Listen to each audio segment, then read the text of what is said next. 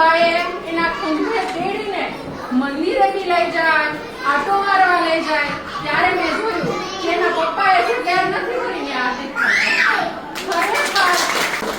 પણ એક મમ્મી અને પપ્પાનું વાલ છે ને મેં આ સ્કૂલમાં છે. હું બી એક ટીચર જ છું. તો મેં આ વિસ્તારમાં 7 થી 8 સ્કૂલો છે. આપણે વાલક બ્રિજ લઈએ ને તો 8 થી 10 મોન્ટેસરી નહીં, પણ આનાથી બી વિશેષ બી છે. પણ મેં જોયું પણ એક રિંકલબેન અને હાર્દિકભાઈ એક કે માં હોય એવી રીતે બચ્ચાઓને સાચવે છે.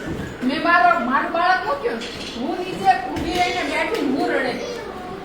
પણ હાર્દિકભાઈને મેં જોયા છે, હું આ વિસ્તારમાં આટો મારતી, એટલો રડતો 2 મહિના સુધી. પછી રિંકલબેનને ફોન કર્યો, મેમ મને તમે ફી પાછી આપી દો, તો નહીં આપી શકો ને તો નેક્સ્ટ યર હું એડમિશન લઉં ત્યારે મને કાપી દેજો.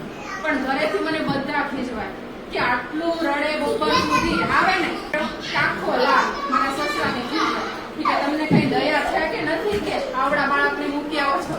હાર્દિકભાઈએ એના ખંભે તેડીને મંદિરે બી લઈ જાય, આટો મારવા લઈ જાય, ત્યારે મેં જોયું કે એના પપ્પાએ જે કેર નથી કરીને આદિત ખરેખર પણ એક મમ્મી અને પપ્પાનું વાલ છે ને મેં આ સ્કૂલમાં છે. ખૂબ સરસ.